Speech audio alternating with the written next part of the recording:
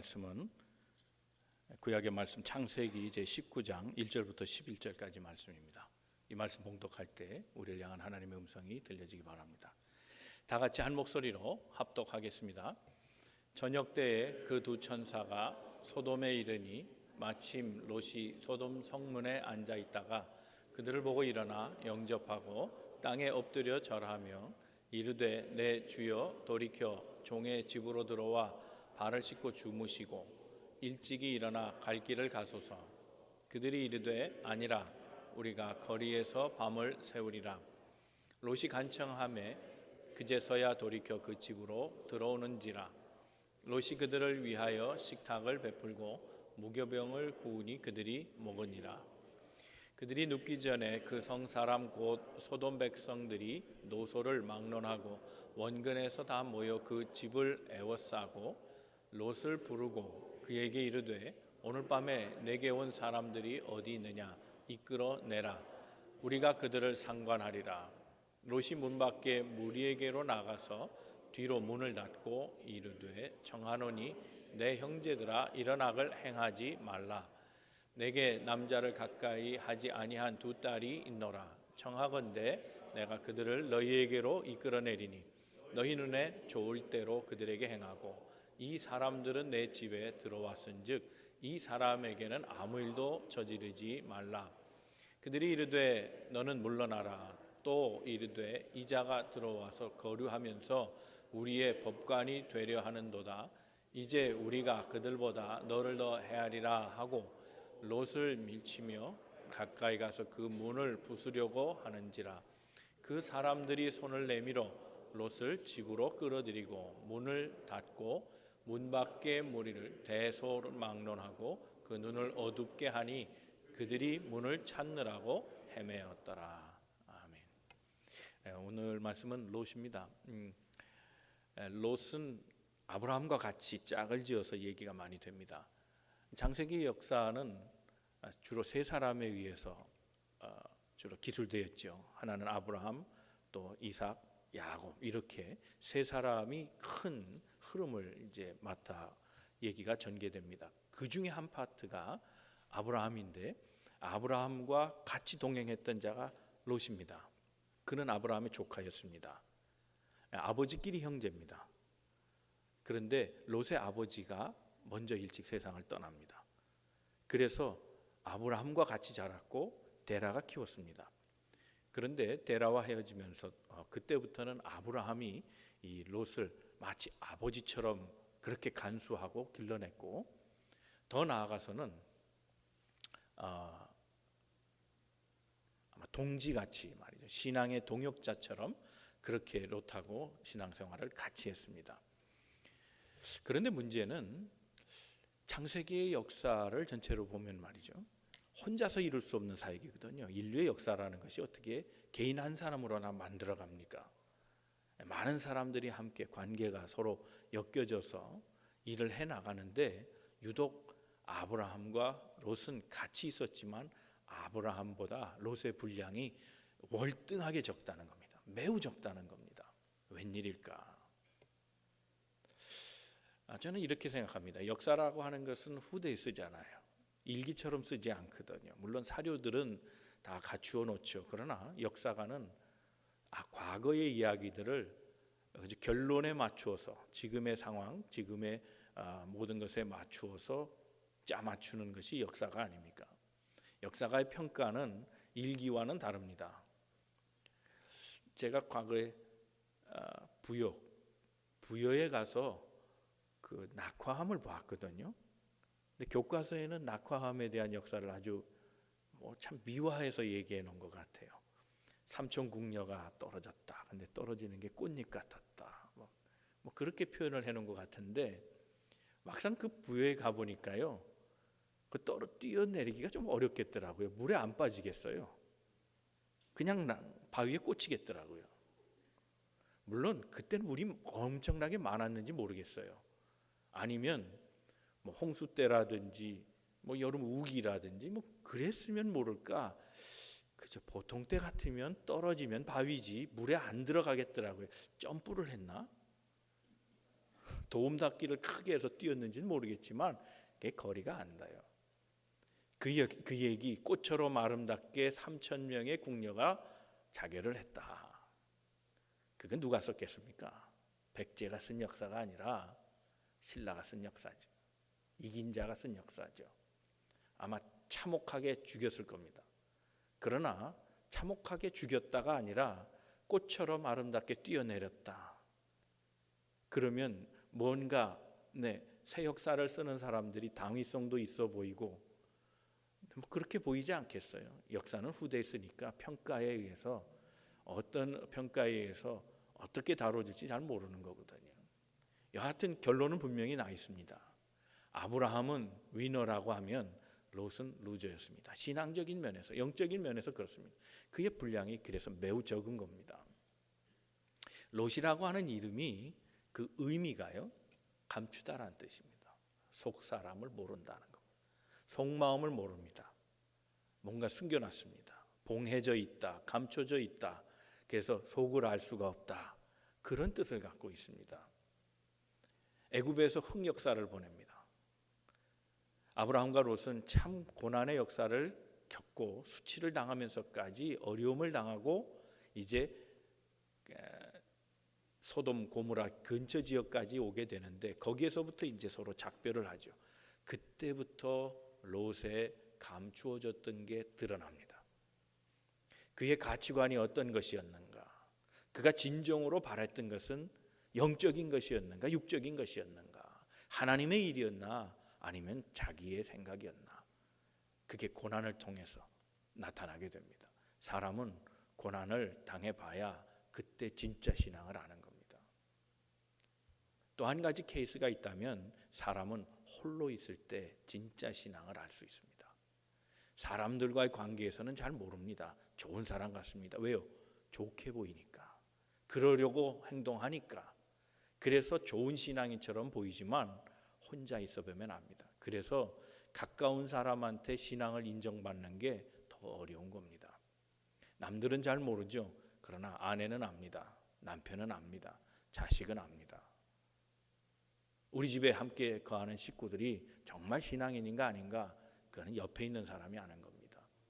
홀로 있게 되니 그의 모든 가치관이 드러나 버립니다. 그의 신앙의 상태가 적나라하게, 그동안 아브라함에게 같이 동거하면서 지낼 때는 몰랐던 이야기들이 이제 얘기로 풀어집니다. 성경은 그것을 고발하면서 왜 이의 분량이 적었는가를 말하지 않아도 그 서술의 내용으로 알게 하고 있는 겁니다. 오늘 본문의 말씀을 통해서 롯을 살펴보고 우리 삶의 가치관은 과연 무엇인지, 우리는 위기의 때, 어려울 때, 홀로 처하게 되었을 때 어떤 신앙의 태도를 가져야 하는지 말씀 속에서 답을 찾아보고, 루저가 아니고 위너로서 아브라함같이 하나님에게 인정받고 사람들에게 기억되는 믿음의 사람들 다 되시기를 주님의 이름으로 축원합니다. 우리 옆에 분 서로 권면하시고 말씀 듣겠습니다. 하나님은 오늘도 당신을 향한 계획을 가지고 계십니다. 첫 번째 우리가 생각할 거는요, 변화를 원하지 않는 사람은 구하지조차 않는다는 사실을 얘기해 줍니다. 이제 이 말씀을 큰 제목을 가지고 설명을 좀 하려고 합니다. 오늘 우리가 함께 읽은 말씀은 1절부터 11절까지 말씀인데 1절에 보면 아브라함과 유사한 모습을 롯이 경험합니다. 아브라함도 주의 천사를 맞았죠. 그래서 주의 천사들이 민족을 얘기하고 너에게 자식이 있을 거라 그걸 확인해 줬거든요. 그때 아브라함은 환대하고 대접했다고요. 롯도 똑같은 경우를 당합니다. 1절 말씀에 보면 두 천사가 소돔에 왔다. 헤브론에서 왔다는 겁니다.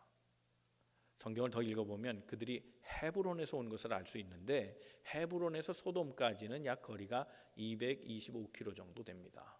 굉장히 먼 거리입니다. 그걸 서둘러서 왔습니다. 중요한 일이 있어서 온 거죠. 일부러 찾아온 겁니다. 목적을 가지고 롯을 찾아온 겁니다. 롯도 그들이 하나님의 사람인 걸 알았습니다. 그들을 맞았습니다. 그런데 아브라함이 맞은 그 환영의 모습하고 이 롯이 맞이한 그 환영의 모습은 내용이 다릅니다. 그냥 한마디로 얘기하면 아브라함은 극진히 주의 천사를 대접합니다. 주의 천사를 맞았다는 것은 곧 신의 대리자요, 그것은 내용적으로는 하나님을 맞이한 것과 같습니다. 그런데 아브라함은 이 신의 대리자들, 하나님의 천사들을 하나님처럼 대접합니다. 고급지다, 요즘 뭐 이런 말 쓰는데 그게 표준어인지 아닌지는 잘 모르겠습니다. 최근에 생긴 말 같은데 이게 그렇지 않으면 사투리 같아요. 근데 사투리가 지금 표준어가 돼버리고 있습니다. 고급지다는 말 하잖아요. 정말 고급스럽게 대접했습니다. 많은 음식으로 대접했고 환대했습니다. 그런데 롯이 대접한 것을 보면 그렇지 않습니다. 무교병입니다. 그렇다고 해서 이 무교병 대접한 게 못한 대접은 아닙니다. 넘치는 대접은 아니었지만 그러나 뭐 그렇게 모자라게 한 홀대한 정도는 아닙니다. 보통 나그네들에게는 이 정도 빵 대접하는 것 이게 기본입니다. 그러니까 못한 건 아닌데 문제는 그가 부자였다는 겁니다. 왜 그가 부자라는 것을 알 수 있는가 하면 그는 원래 소돔 땅을 택할 때부터 그의 마음에 욕심이 있었잖아요. 돈벌입니다. 그가 부자라고 하는 걸 증명하는 것은 뭐냐면 2절 말씀을 보면 이렇게 되어 있습니다. 1절 말씀입니다. 1절 말씀에 소돔 성문에 앉았다가 그들을 보고 일어났다 그랬습니다. 소돔 성문에 앉았다. 성문엔 아무나 못 앉습니다. 이게 성경에서는 잘 해석이 되지 않는 얘기지만은 그러나 역사서를 보면 소파트라고 하는 고대 문서에 보면 이 성문은 어떤 곳이냐면 재판을 행하던 곳입니다. 권력자들이 정치를 토론하던 장소입니다. 꽤 넓은 장소에서 거기에서 사회의 모든 일들을 제정하고 시행토록 하고 결정하는데 원로들이 참여하고 지역의 유지들이 참여하고 재판관이 참여하는 그런 사람입니다. 오늘 본문 마지막에도 법관이라는 말 나오죠. 롯을 해하려고 하던 자들이 들어옵니다. 롯의 집에 들어와서 그 손님들을 달라 하면서 그 집을 망쳐버리려고 했던 사람들이 네가 우리 법관 노릇을 하려느냐 그 말이 나오잖아요.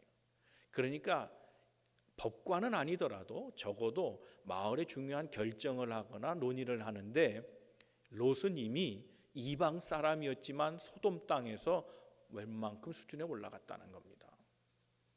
그만큼 수준에 올라갔으면 경제적인 문제에서도 좀 더 극진하게 대접할 수 있었을 겁니다. 그런데 그렇게 안 했다는 겁니다. 그러니까 못한 대접은 아니지만 분명한 것은 성의 있게 대접하지 않았습니다. 어쩌면 영적인 상황으로 보면 천사를 맞이해서 그래서 더 간구하고 조르고 애타게 부르짖고 간청해야 될 사람은 아브라함보다 롯입니다. 롯이 훨씬 더 그렇게 해야 되는 사람입니다. 그런데 그는 오히려 그렇게 하지 않았다는 고의성입니다. 왜 그가 이런 태도를 취하게 됐을까? 말씀드린 대로 롯은 속이는 사람이었습니다. 감추고 있는 사람입니다. 소알 땅에서 견뎌내려면 이방 지역에서 견뎌내려면 적어도 이방인 아닌 것처럼 살아야 됩니다. 그러니까 융통성도 있었고 꾀도 있었고 적응력도 빨랐던 사람이고 웬만하면 외지인 티를 안 내고 살았던 사람입니다. 그리고 부를 이루었습니다. 그걸 유지하는 게 얼마나 또 힘들겠습니까? 그런데 하나님의 사자가 왔다는 것은 어떻게 보면 그에게는 경고의 의미입니다. 날 뭐 지적하러 왔구나 아는 겁니다. 그래서 그 마음을 알기에 홀대하는 겁니다. 일부러. 롯의 마음은 지금 이렇습니다. 변화를 원치 않습니다. 내가 지금 소유를 누리기 위해서 얼마나 애쓰고 있는데 지금 내게 또 다른 명령을 던지신다면 내 삶을 포기할 수밖에 없는 그런 경우까지 오게 될 수 있다. 이게 롯의 머리였습니다. 잔꾀였습니다. 그래서 경제적으로는 충분했지만 하나님의 사람, 어떻게 보면 하나님이 방문한 건데 홀대한 겁니다. 그게 그의 마음이었습니다. 이제 그는 하나님의 마음보다 자기의 마음으로 삶을 살아가는, 하나님이 인도하는 것보다 자신의 인도로 삶을 살아가는 사람으로 바뀝니다. 그는 소도마이트, 이미 소돔 사람이 돼 있는 겁니다. 하나님의 사람이 아니었습니다. 문화, 환경, 지역에 완전히 이제 유스트 되어 버렸고 적응해 버렸고 감추고 살면서 그는 신앙인인 것을 표현하지 않았습니다. 그 땅의 사람이 되기로 한 겁니다. 이에 천사의 방문이 달갑지 않았다는 겁니다. 새로운 삶을 원하는 사람들, 변화를 원하는 사람, 지금은 아니다, 이런 모습은 아니다라고 애쓰는 사람만 구하게 돼 있습니다. 지금이 좋습니다라는 사람은 구하지 않습니다. 기도가 없는 이유는 바로 거기에 있습니다. 변화가 필요 없는 사람들, 기도가 안 되는 겁니다. 기도할 이유가 없지요. 기도하면 하나님이 바꾸실 텐데. 사랑하는 성도 여러분, 우리도 우리 삶의 현대문화에 소돔 사람이 되어가고 있는 모습들을 봅니다. 어떤 사람이 그런 얘기를 했습니다. 세속인을 구별하는 방법, 크리스찬 중에서 세속인을 구별하는 방법은 하나님이 전부가 아니라 일부인 사람이다, 이런 말을 했습니다. 그 말은 참 맞는 말입니다. 롯이 그렇다고 하나님을 버린 건 아닙니다. 그러나 하나님은 정말 일부였습니다. 그리고 자기 마음이 지배했고 환경이 그를 그렇게 만들어 갔습니다. 그는 철저하게 세속인이었고 소돔 사람이 돼 갔습니다. 두 번째, 이 사람에게서 볼 수 있는 가치관입니다. 하나님이 원하시는 것을 행하지 않았습니다. 우리 신앙인들이 생각해야 될 문제는 하나님이 원하시면 그렇게 가는 게 정답입니다. 한번 따라해 주시겠어요? 하나님이 원하시면 그렇게 가는 것이 정답이다. 자, 조금 심한 얘기 해볼까요? 하나님이 판을 엎으시면 그렇게 가는 게 정답이에요. 판을 깰 수도 있어요, 하나님이.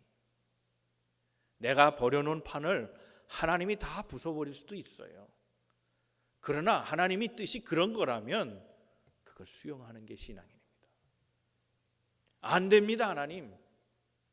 내 계획은 그렇지 않습니다. 왜 내가 주장하는 거는 안 들으십니까? 그렇게 말하는 것은 신앙인이 아닙니다. 하나님이 판을 깨자 그러시면 예, 제 거지만 깨시려면 깨십시오. 순종하겠습니다. 적어도 이 정도는 돼야 신앙입니다. 롯은 그렇지 못했습니다. 롯은 물질적으로 풍요하게 살기를 원했죠. 그게 나쁜 건 아닙니다. 물질이라고 하는 건 언제나 뉴트럴입니다. 중립적입니다. 악한 사람에게 물질이 가면 악한 것이지만 그러나 선한 사람에게 가면 좋은 것 아닙니까? 그렇지 않습니까? 그래서 선한 사람이 물질을 많이 가지게 되면 오히려 사회는 더 좋을 겁니다. 많은 사람들에게 좋은 영향력을 분명히 미칠 겁니다. 물질 자체에는 어떤 선과 악이 없습니다. 그러니 그리스도인이라 할지라도 물질을 갖기를 원하는 것은 결코 악한 일은 아닙니다. 그러나 생각할 것은 롯은 물질을 갖기도 원했지만 하나님의 인정을 받기도 원했다는 사실입니다. 그런데 이것이 점점 역전이 되어서 하나님 분량은 줄어들고 물질의 분량이 많아진 것, 우선순위가 하나님이었다가 물질로 바뀐 것, 그것이 롯의 문제가 된 겁니다. 하나님의 사람은 가난을 택하고 신앙적으로 살아가는 것이 옳은 거냐? 저는 그렇게 보지도 않습니다. 하나님의 사람이 굳이 가난을 선택할 이유는 없습니다. 그러나 문제는 하나님 중심이어야 된다는 겁니다. 하나님 중심으로 살면 소유는 문제가 아닙니다. 여러분 잘 아시는 프란시스 베이컨이 그런 얘기를 했습니다. 그는 교육학자죠. 경험론자고. 근데 그가 그런 얘기를 했습니다. 돈이란 나쁜 주인이기도 하지만 가장 좋은 하인이라 그랬습니다. 무슨 말입니까? 돈이 사람의 주인이 되면 나쁘게 이끌고 간다는 겁니다. 돈이 사람의 머리 위에 있으면 안 됩니다. 그런데 돈은 가장 좋은 하인이랍니다. 돈이 하인처럼 부려질 때 유용하게 쓴다는 겁니다. 그러므로 돈 자체는 문제가 분명히 아닐 겁니다. 그래서 그리스도인들도 선한 삶을 살기 위해서 하나님 앞에 바르게 살 뿐만 아니라 물질도 필요합니다. 저는 여러분 다 부자가 되기를 축원합니다. 아멘이 뭐 이렇게 신통치 않아. 아니 그래야죠. 싫으세요? 아니, 다 론만 앉아 계시나 감추고 계신 것 같은데 아니 왜 싫으세요? 부자가 돼야지. 그렇잖아요. 일부러 가난을 선택하시는 거예요? 아니잖아요. 그리스도인이야말로 돈을 많이 벌어야 돼요. 믿음이 없는 사람보다 돈을 더 많이 가져야 돼요. 그래야 선한 거예요, 세상은. 돈에 대해서 누차 설명을 하지만 돈에 대해서 부정적인 생각을 가진 사람은 절대로 부자가 안 됩니다. 그렇지 않아요? 돈에 대해서 부정적인 생각을 갖지 마세요. 그건 선도 아니고 악도 아니고 어떤 윤리적인 게 들어가지도 않아요. 다루는 사람이 문제지. 그러니 참된 신앙인들이 돈을 많이 벌어야 돼요. 그래야 선한 역사에 쓰임받게 된다는 겁니다. 롯은 그래서 그 부분에 실패했다는 겁니다. 그러나 방법이 없는 건 아니에요. 근데 방법은 의외로 간단한 데 있어요. 마태복음 6장 33절에 보면 그런 말씀 있죠. 우리 다 외우는 말씀 아니에요? 그렇죠? 먼저 그의 나라와 의를 구하라. 그거예요. 그러면 이 모든 건 따라오는 축복이다라는 거예요. 물질까지도 따라온 축복이라는 거예요. 하나님의 뜻에 우선을 하고 그래서 하나님 중심으로 살면 물질은 따라온다. 그거예요. 롯은 그것을 바꿨어요. 순서를 거꾸로 했어요. 물질을 벌고 하나님의 일을 하려고 했는지 모르겠어요. 그러나 분명한 것은 하나님이 더 이상 우선순위가 아니었다는 겁니다. 자, 본문 뒷부분에 가면 이제 엄청난 사건이 벌어지는데 이게 그의 가치관과 연결되어 있는 모습이에요. 왜 이것이 돈의 문제와 뒤에 나오는 문제가 왜 같은 문제인지 이제 설명을 한번 드릴게요. 자, 오늘 본문의 말씀 6절부터 한번 읽어보겠습니다. 6절 말씀 시작. 롯이 문 밖에 무리에게로 나가서 뒤로 문을 닫고 이르되 청하노니 내 형제들아 이런 악을 행하지 말라. 내게 남자를 가까이 하지 아니한 두 딸이 있노라.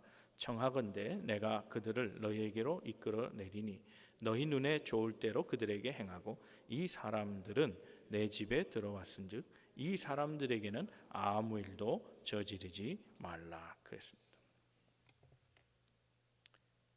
자, 이제 손님들이 왔습니다. 밥만 먹고 가면 되는데 사실은 날이 늦었습니다. 근데 소돔 땅이라는 거를 소돔에 사는 롯이 더 잘 알잖아요. 위험합니다. 밤 문화가 위험한 데입니다. 여기가.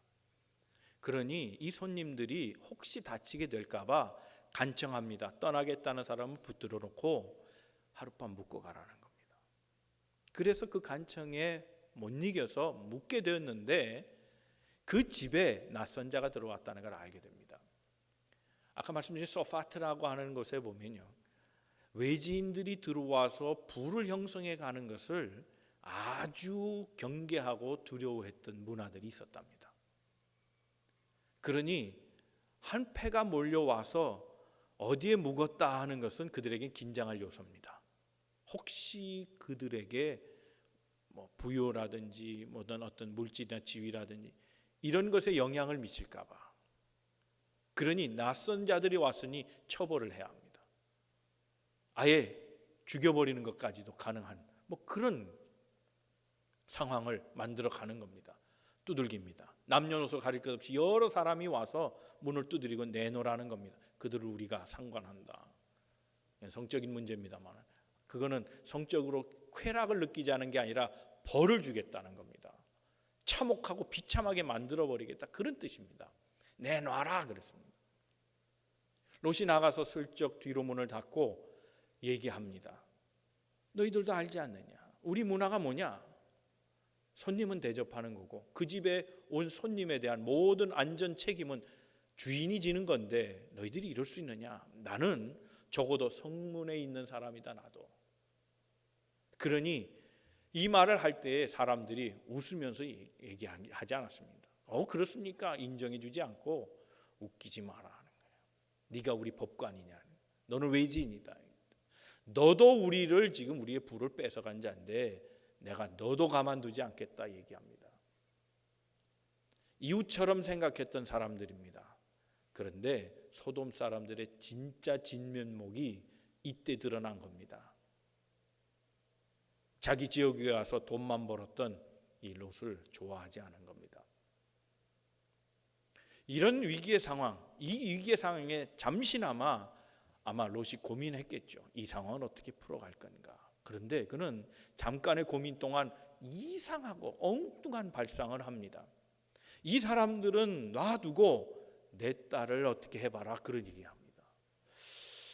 성경을 읽으면 이런 얘기가 나오면 참 화가 나요. 이게 말이나 되는 일입니까? 손님은 관두고 딸은 마음대로 해도 좋으니 어떻게 하시오? 이게 남녀 차별 문제도 아닌 것 같고 이건 폐륜 아닙니까? 아무리 여성의 인권이 땅에 떨어지는 그런 시대에 있다 할지라도 이 정도까지 되면 이거는 폐륜입니다. 극악무도한 아버지입니다. 고민을 했겠죠, 물론. 만약에 손님을 내보낸다면 그는 더 이상 이제 덕 있는 자가 아닙니다. 어떻게 손님을 내보냅니까? 손님을 다치게 하는 건 그건 큰 문제입니다. 마을의 유지로서 해야 할 일이 아닙니다. 덕장도 아니고 그건 분명히 어떤 한 부분을 상실할 수밖에 없는, 그래서 어쩌면 그의 부까지도 빼앗길 수 있는 그런 상황이 되고 마는 겁니다. 그의 비즈니스 길을 막혀버립니다. 사람들과 관계에서 왕따가 될 수 있는 충분한 건수를 제공한 겁니다. 그렇다고 딸을 내보내자니 이거는 나쁜 아버지가 되고 사람들에게 욕을 먹는 게 나나 아니면 나쁜 아버지가 되는 것이 낫는가, 이거 고민하다가 딸을 내놔버려요.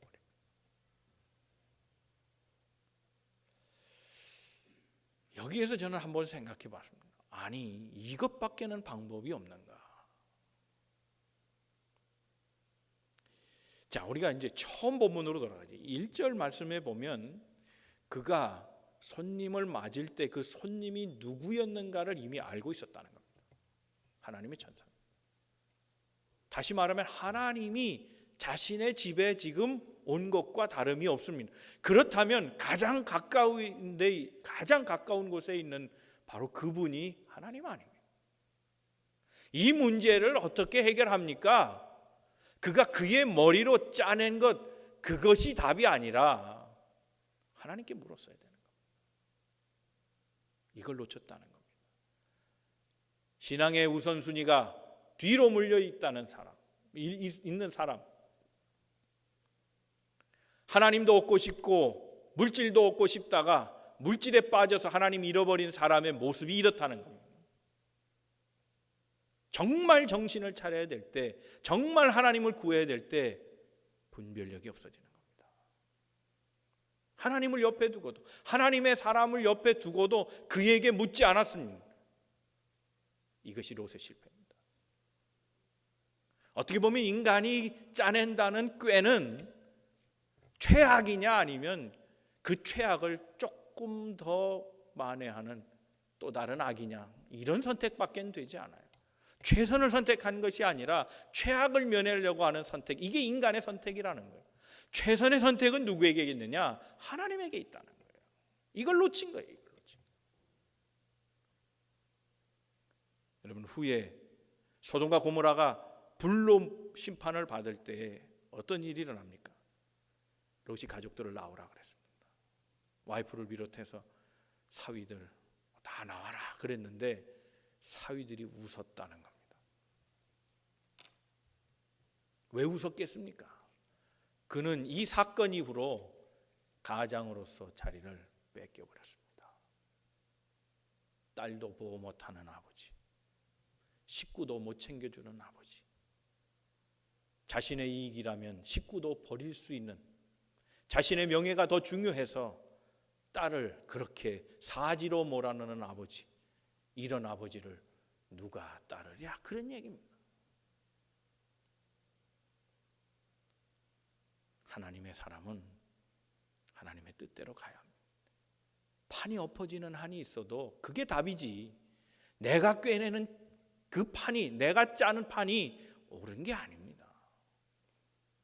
어쩌면 우리는 최악이거나 아니면 최악을 면하는 수준의 답을 놓고 우리 것이 좋다고 얘기할 수도 있습니다. 그러나 그건 세상 사람들 하는 얘기고, 하나님의 사람은 하나님이 짜놓은 판에 순종하고 살아가는 겁니다. 답은 하나님께 있음을 알고 문제가 왔을 때 하나님 편에 서서 하나님께 구하고 하나님의 뜻을 알게 되면 순종하고 살아가는 삶, 이것이 그리스도인의 삶이 되어야 된다는 겁니다. 바로 이 롯의 이런 실패가 아브라함과 동시대를 살았고 똑같이 사역했으면서도 잊혀진 자가 되게 했다는 겁니다. 그의 분량을 성경은 싹 빼버렸습니다. 잊혀진 자가 되고 맙니다. 이런 사람을 기억해야 뭐합니까? 하나님의 뜻에 산 사람을 기억해야지. 자기 뜻대로 판을 짜고 마음대로 행했던 자의 그런 삶의 모습을 굳이 기술할 이유가 없었다는데, 그의 슬픈 운명이 있습니다. 세 번째 우리 생각할 것은 하나님의 손은 악인의 손보다 빠르다는 겁니다. 자, 이제 문제가 사람들은 더 들끓어댑니다. 폭동이 일어나게 생겼습니다. 사람들은 더 이상 롯의 말을 듣지 않게 됩니다. 이때에 문을 닫은 자가 있습니다. 하나님의 사람입니다. 천사들이 문을 닫아버렸습니다. 롯이 닫은 게 아닙니다. 그 사람이 나서서 닫습니다. 9절 말씀, 10절 말씀 한번 보겠습니다. 시작. 그들이 이르되 너는 물러나라. 또 이르되 이 자가 들어와서 거류하면서 우리의 법관이 되려 하는도다. 이제 우리가 그들보다 너를 더 헤아리라 하고 롯을 밀치며 가까이 가서 그 문을 부수려고 하는지라. 그 사람들이 손을 내밀어 롯을 집으로 끌어들이고 문을 닫고 문 밖에 무리를 대소를 막노라고 그 눈을 어둡게 하니 그들이 문을 찾느라고 헤매었더라. 이 위기의 상황에 문제를 해결해 준 사람은 하나님의 사람들이었습니다. 롯을 잡아 당겨서 안으로 집어넣고 문을 닫아버렸는데, 그 이후에 그들이 성을 내고 문을 뜯을 수 없었던 것은 하나님의 사자들이 그들의 눈을 멀게 해서 문을 못 찾게 했다는 겁니다. 하나님이 해결해 주신 겁니다. 그런데 오늘 10절 말씀에 보면 그 문을 닫았다라는 말이 히브리 말로 하면 사가르라는 말입니다. 사가르, 닫았다, 그런 얘기입니다. 그건 하나님이 닫은 것을 말합니다. 근데 이 사가르라는 표현이 또 한 군데 나옵니다. 구약 성경에 딱 2번 나오는데 그 또 하나의 사가르는 어디에 나오면 창세기 7장 16절에 나옵니다. 노아의 홍수. 홍수 때 범람했습니다. 위에서 물이 터졌고 아래에서 물이 또 쏟아져 솟구쳐 올라왔습니다.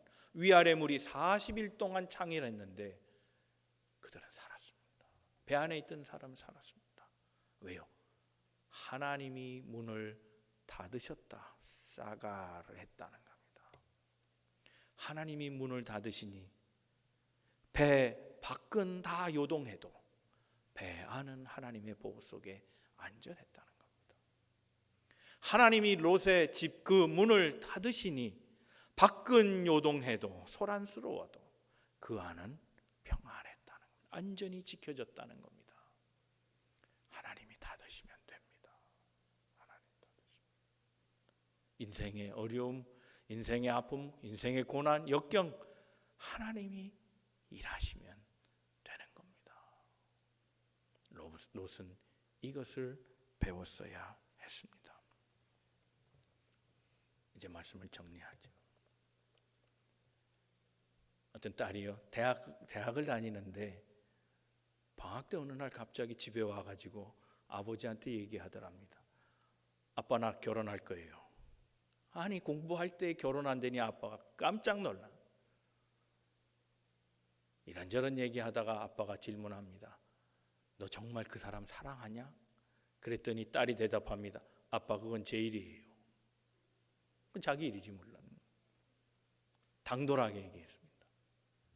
그러니 아빠가 황당하게 생각하다가 또 묻습니다. 그럼 그 사람이 너를 죽도록 사랑하냐?